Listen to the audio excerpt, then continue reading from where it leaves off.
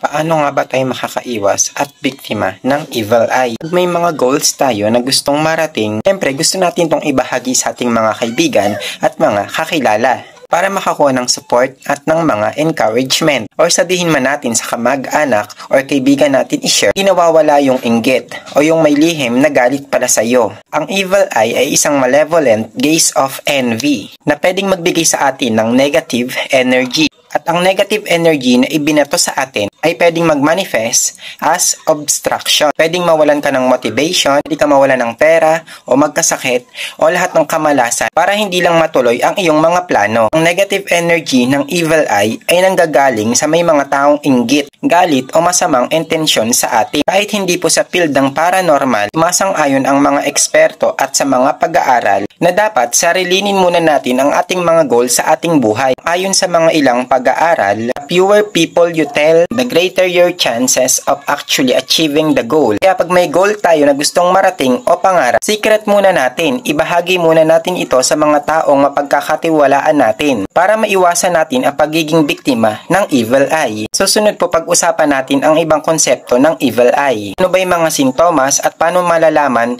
kung biktima ka na ng evil eye?